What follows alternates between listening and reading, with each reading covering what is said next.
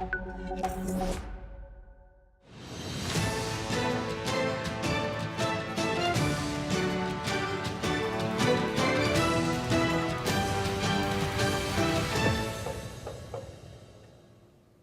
and welcome. I'm Kriti Mehta and you're watching Primetime Asia on Newsx World. Let's take a look at the top headlines this hour. Asia floods death toll tops 1,100 as troops aid survivors. Indonesia reported over 600 deaths and many still missing. Sri Lanka recorded at least 340 deaths with many missing.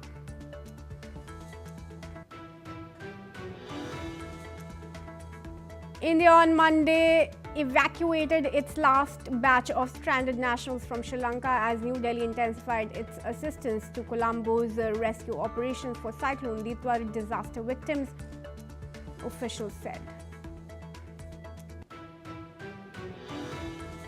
A former senior British officer says British special forces in Afghanistan appeared to commit war crimes by executing suspects, and despite widespread knowledge in the chain of commands, nothing was done. Imran Khan's son expresses concern over his well-being. The former Pakistani Prime Minister has been in jail since August 2023, serving a 14-year sentence on several corruption charges. Pakistan's economic crisis worsens after border closure with Afghanistan. Since October 11, the closure has dealt a severe blow to Pakistan's trade, manufacturing and export sectors, worsening the country's already fragile economy. Tulip Siddique, the British Labour MP for Hampstead and Highgate, has been sentenced to 2 years in prison by a Bangladesh court over corruption charges related to her aunt, the country's ousted former Prime Minister Sheikh Hasina. Bangladesh confident the ties with India will endure amid Hasina's extradition controversy. Bangladesh says ties with India will not be deterred by Sheikh Hasina's extradition issue. Hong Kong police arrests 13 people in connection with last week's deadly fire that killed at least 151 in a residential complex. Early investigation revealed that substandard building material contributed to the fire.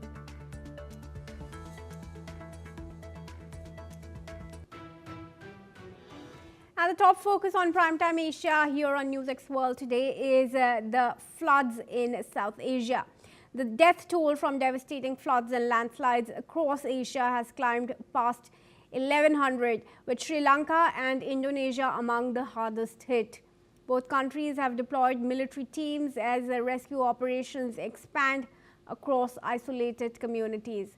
Torrential monsoon rains swept through Sri Lanka, Indonesia, Sumatra, southern Thailand and northern Malaysia last week, leaving villages cut off and survivors stranded on rooftops. In North Sumatra, Indonesian President Prabowo Subianto said he believes the worst is over, but pressure is growing for him to declare a national emergency. Indonesia has reported at least 593 deaths, while Sri Lanka says 355 people have been killed. Hundreds remain missing. Colombo saw flood waters peak overnight, and with the rain easing, authorities hope waters will begin to recede. We're now joined in by our special guest, Sahil Suresh Sharma, who is a global affairs commentator. Thank you for joining us, Sahil, here at Newsx World. What's your opinion of the flood situation? The death toll continues to mount. Is the human interference with nature to be blamed, or is there a larger cause of concern with global warming that's triggering these natural disasters? Certainly. So this situation is largely linked to climate change, and it's imperative to see what happens next. So many scientists and disaster agencies have warned that climate change is intensifying rainfall patterns and contributing to more extreme lasting storms in South and Southeast Asia in particular, as we see in Indonesia and Sri Lanka, which increases the likelihood of severe floods, landslides like the one we are seeing now. In the short run, the priority is scaling up coordinated relief, more funding for emergency shelters, clean water systems, medical teams and reconstruction of roads and bridges so help can reach remote communities quickly. But rather, the huge obstacle for these countries is that they don't have the resources to appropriate themselves. Though in the long term, governments and international partners to help these impoverished countries need to invest in stronger early warning systems, better land use planning, and more resilient infrastructure so that when the next extreme storm comes, in all likelihood, which will come very soon, fewer lives and livelihoods are lost. And what do you think should be done as an immediate measure by nations to come together to prevent these kind of natural disasters and the escalating death toll? So the nations should immediately should be in full emergency mode, particularly the neighboring countries like India or for Malaysia, Indonesia, and whatnot to scale up their civil defense and disaster agency to support evacuation and relief. As the military can use helicopters and boats to reach people trapped by landslides and floods, airlifting survivors and dropping food, water, medicine into isolated hill country communities. We are seeing such effort already take place in Indonesia, where their rapid response has deployed troops, engineers, and medical teams to some of the worst hit areas on Sumatra, the largest island in Indonesia, where roads and bridges have been washed out. The government, in addition, has also sent warships and hospital ships loaded with food, clean water, generators, and medical supplies to coastal regions that are cut off by road and is using aircraft and helicopters to reach remote islands. Whereas Thailand and Malaysia's action are largely via disaster response teams, police, and not the soldier. What role do you think Sahel can technology play in forecasting such natural disasters, and how should we be leveraging them to prevent such destruction? So certainly technology can be leveraged in a multitude of ways. For instance, we can use satellites to track storm systems, rainfall, and cloud cover over huge areas, feeding real-time data into weather and river models so forecasters can see where extreme rain is building up. But it is very important to shed light on the notion that these countries are not well equipped with the sophisticated technology to predict these type of storms, which is why other nation states would have to put forth the investment so that these countries would be more risk averse in the future. All right. Thank you, Sahil, for joining us here at Newsx World for now, and it's a pleasure speaking to you. With that, viewers, let's move on and tell you that a survivor has returned to his house after the flood in Indonesia, which has killed now 502. The rains have moved on and the flood waters have largely receded, but the disaster has left a trail of devastation and trauma. Let's listen in to what the survivor had to say. Waktu kejadian itu saya terser arus, terus semua orang runtuh dari atas. Saya diginikan sama seng bekas orang yang datang dari atas itu. Sehingga kemudian rumah saya runtuh, baru saya dihanyutkan ke bawah itu. Akhirnya saya nyelam kan, akhirnya terseret arus. Hampir pernah boka lanjut ke bawah itu 150 meter lah kira-kira kan. Air masih deras. Udah di atas rata-rata itu. Udah di atas atap dekat atap. Ya, udah di atasnya. Ada pohon-pohon kelapa itu. Sambil saya pegang, terus ada kayu itu, saya rasakan kaki kan. Kemudian sampai juga sini ya, puncak rumah saya juga kiranya. Tuh. Selama 3 jam sana itu berat sampai air susut, lama susut air. Earlier, the cyclone Senyar, an exceptionally rare tropical storm, has caused catastrophic flooding and landslides, sweeping away homes and submerging thousands of buildings.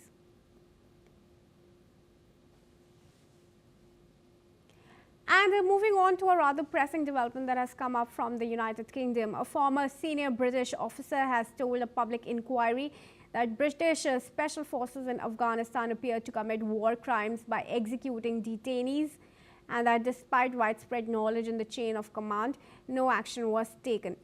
The Ministry of Defense launched the inquiry after a documentary reported that the SAS may have killed 54 people in suspicious circumstances during the war. The investigation covers nighttime raids from 2010 to 2013, examining whether extrajudicial killings occurred and if later military police investigations were adequate. The former officer, known as N1466, said he grew suspicious that the number of detainees killed exceeded the amount of recovered weapons and that detainees were being executed under false pretenses. He reported his concerns to senior officials in 2011 and again in 2015. All right, I'm now going to be joined in by Satoru Nagao, who is a fellow at the Hudson Institute from Tokyo, and also by retired Major General Sudhakarji, who is an international affairs and defense expert, who will be joining us live from New Delhi. I would first like to go to retired Major General Sudhakarji here. Sir, welcome to you here at Newsx World. Can you help us understand the complexity of the case here, given that it dates all the way back to 2010 and 13 and is being under heard now in inquiry? How difficult is the inquiry into the case going to be, given that even the governments have changed now? Good evening, Kriti. Thank you for getting me for your show. I presume the question pertains to Afghanistan, am I right? Sir, there are allegations of British officers committing war crimes in Afghanistan during the war. And a British officer has claimed that he had raised the issue back in 2011, but the chain of command did nothing to stop these extrajudicial killings. Yeah, good. No, I'm glad that these things are coming out now. At least better late than never. We have to understand the thing, in totality. 9/11, after 9/11, 2001, Twin Towers going down, then the global war on terrorism begins. The complete Western alliance, they come under the bannership of NATO. They get deployed and they get inducted into Afghanistan. Afghanistan, they don't find this gentleman, what is his name? Osama bin Laden. Osama bin Laden is found in Abbottabad in Pakistan, couple of kilometers from their training academy, and he is neutralized by the Blue SEAL forces of American Armed Forces sometime in 2011. But let's be mindful of the fact that the NATO forces, they came into Afghanistan in 2001. And after 2001, they got diverted towards the Syrian war, the Iraq fight against the ISIS, and also the Iraq war for 3 years. Thereafter, they came back to restore, basically one of the hidden agendas was to restore democracy in Afghanistan. Now, be that as it may, they had multinational forces deployed, and they had the jurisdiction areas of responsibility as generally done while the armed forces are deployed. British Army obviously would have been looking after a particular area or jurisdiction. I remember, if I respect my memory, there was a case like this which had caught the attention in the media sometime in 2011, if I recall. That's the same year when Osama bin Laden was neutralized. And somehow it started gathering dust, and by and by, actually nobody paid any attention. But if this thing is coming out, then I have, as a student of geopolitics, I have been lecturing in different places in the world. There have been extrajudicial killings. That's a face fact. Human Rights or Amnesty International, they've gone quiet. In fact, I was quite shocked and surprised. Nobody was talking about the extrajudicial killings. So it has come out. I think the international agencies dealing with the human rights violation will do well if cognizance is paid to this particular issue raised by the British officer, and let there be a sincere attempt and effort made by all stakeholders to go into the details, take stock of, firstly, establish the veracity of the input, I think I have noted down in my diary at some place there were extrajudicial killing. This is an issue which needs to be addressed and redressed for larger good of the international order. Otherwise, you keep killing people without any accountability, then what good is human rights to talk about in rules-based international order? I feel this officer needs to be acknowledged, and for the sake of truthfulness and sake of human rights, the case must be pursued to its logical conclusion. All right. Just stay on with us, sir. I would now want to go to Saturo Nagao, who also joins us here on the discussion. Mr. Nagao, thanks for speaking to us. Now, would you like to add on to what retired general has said? Now, there's also difficulty in proceeding the case, given that SAS war crime evidence was suppressed, is what the inquiry is also heard.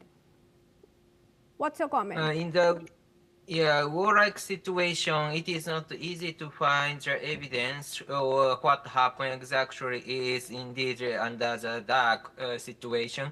That is true. So inquiry itself will start, I think, but at the same time, how to prove what really happened 10 years later from now under the very panic situation like war is indeed very difficult. So one by one, they need to check and they need to prove it, but at the same time, the very difficult, that is true. And especially under the current situation, the Taliban regime is controlling Afghanistan, and British has do not have a formal diplomatic relation with Taliban. So that's why if the inquiry starts, how to visit that place is also a matter of concern. But anyway, the war crime is not a good thing, of course. And this army should inquiry and punish, and that is needed. But at the same time, there is also possibility that this crime itself has based on the order of the chain of command. In this case, that is different issue. A soldier commits this war crime is a problem, but at the same time, in this case, order itself is a problem. So what is the intention? Why this has happened? Is this just an emotional issue, or well-planned something war crime, or these are the points inquiry should identify? That is very important, because who takes charge is completely different in the two cases. All right. Well, thank you, Mr. Nagao, for speaking to us. But I request you both to stay on with us, as we now have some more news coming from Pakistan concerning Imran Khan. The sons of Pakistan's jailed former Prime Minister Imran Khan have expressed deep concern over their father's condition, warning that authorities may be hiding something irreversible. Khan has been in jail since August 2023, serving multiple sentences in cases he claims are politically motivated following his 2022 parliamentary ouster. His son, Qasim Khan, has said that the family has had no direct or verified contact with Khan for weeks, despite a court order mandating weekly visits. He has described the situation as a form of psychological torture and has said the family's greatest fear is that authorities are deliberately withdrawing and withholding critical information about his health. Qasim has further added that Khan's personal physician has been denied access for more than a year. A jail official speaking anonymously, although has claimed that Khan is in good health and there are no plans to move him to higher security facility. The family says the lack of information and access, including media restrictions on Khan's name and image, has intensified their anxiety. Qasim and his brother, Suleiman, who live in London, have appealed to international human rights organizations and demand immediate restoration of court-ordered visits, calling this situation a human rights emergency. All right, I want to go to retired Major General Sudhakar Ji into the discussion here. Sir, it's way back in June when reports concerning Imran Khan's health started to emerge. Earlier, there were claims that he's undergoing some kind of torture in jail. Now, the claims are that he might not even be alive. There was a recent statement from a PTI senator that he is alive, but the Sons have again voiced their concern over Imran Khan's health. What's your assessment of the situation now, especially with Asim Munir, who continued to be at loggerheads with Imran Khan, is now heading the defense forces as the chief of defense forces in Pakistan? Yeah, excellent question, Kriti. In response, before I come to the core issue, let me just paint the background, keep it in the back of our mind that there is a Constitution Amendment 27, Article 243 of Pakistan Constitution. It has undergone modification or change, and this amendment makes Munir, Field Marshal Munir, the strongest, most powerful, most authoritative military officer, army officer, who's looking after the Pakistan army. Also, he is responsible for the Air Force and the Navy. One point which gets hidden from the scrutiny of the public is that in armed forces, a senior cannot remain under a junior, under his command. But in the instant case, the chief of the Pakistan Air Force is way senior than Field Marshal Munir. So in order to cater for these kind of imbalance in the system and structure, assuming that army enjoys the status of demigod in Pakistan, therefore it is only Munir or the chief of the army staff who can retain the central authority for command, control, coordination. So keep this in the mind. And also, this man is totally, he is insulated from any kind of scrutiny or accountability to judiciary, to legislature, to executive, or anybody in any system which is existing in Pakistan today. So he is free from all kinds of criminal investigation, going to judiciary, impeachment if it comes up his way. So there is no chief of the army staff of his stature anywhere in the world today as it things stand. So keep this in the back of your mind. To me, the options are, firstly, he could be dead. That I have been saying 15, 20 days back. That possibly he's dead, he's been poisoned, his body has been moved out. Something like on the lines Afghan Times, I think they covered a small little news item. Or second, he could be so unwell that there is a medical treatment going on a regular basis, but it is not in a fit condition to be showcased through the medium of camera or photograph, or allowed as per the judiciary twice 2 meetings in a week. Third, he could be alive. If he is alive, the question comes up, why isn't the authority allowing him? Why the access is not being given as outlined by the judiciary? So why is he not being allowed to give any kind of statements, be it the PTI party or the lawyer or the medical people? Today, I believe a lawyer has given a statement, PTI lawyer, that he is hale and hearty, he is inside the jail. However, he is coming under lots of pressure to leave leave this country for good, permanently. So the summarize everything, Kriti, if you again allow me, give me one more minute. What I summarize and assess is that there is a design. Everything is happening to a plan. The design is the USA is trying to push back China's penetration into Pakistan. And this is the only way to push back, by throwing out PTI. The moment Imran Khan goes out of Pakistan, irrespective of the country, his party is going to fall because there are no second, third, fourth rank of leadership under him. All right. Thank you, sir, for your comment. They are requested to stay on as we proceed to other stories. But I want to quickly take a follow-up question from Saturu Nagao here. Mr. Nagao, would you like to add on to where Major Retired General finished? Is it because it's an attempt to push back China from Pakistan?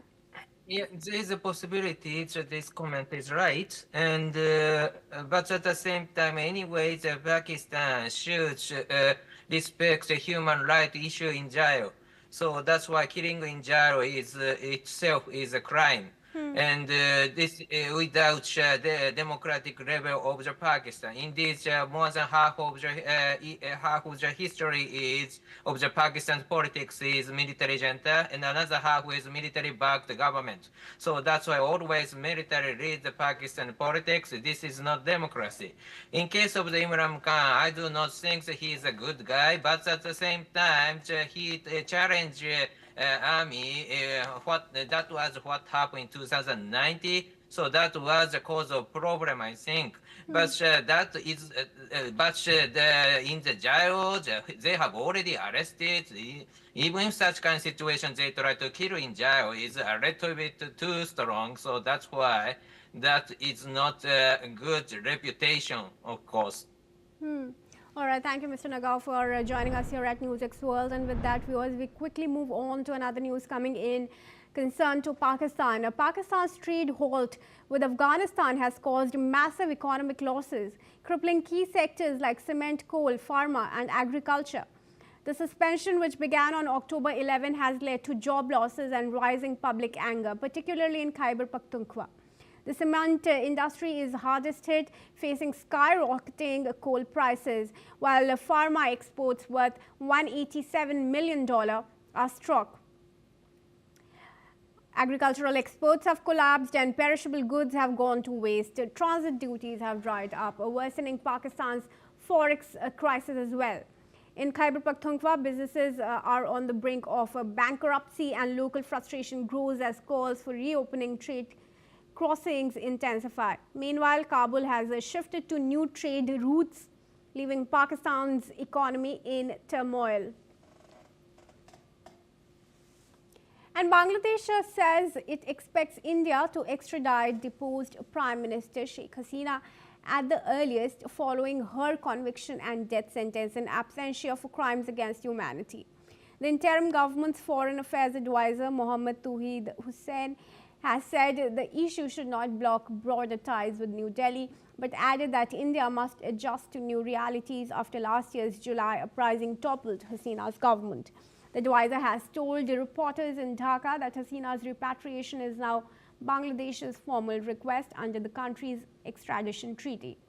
Hasina, who was a declared fugitive, fled to India after her regime was ousted. Bangladesh has submitted an official extradition letter and is awaiting India's response. Dhaka may also approach the International Criminal Court to bring back other convicted fugitives.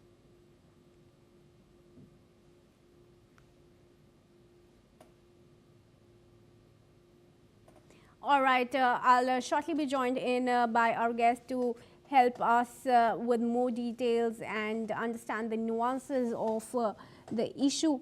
But the interim government's foreign advisor, Mohammad Tawheed Hussain, has said that the issue should not block broader ties with New Delhi, and also added that India must adjust to new realities after last year's July uprising toppled Hasina's government. Let's remind you once again, viewers, that Hasina had fled to India after her regime was ousted and is currently in exile in India. All right, I'm afraid we'll not be joined by our guest into this discussion here, but that's all the time that we have for in Primetime Asia. Do stay tuned to Newsx World for more international news updates from around the world.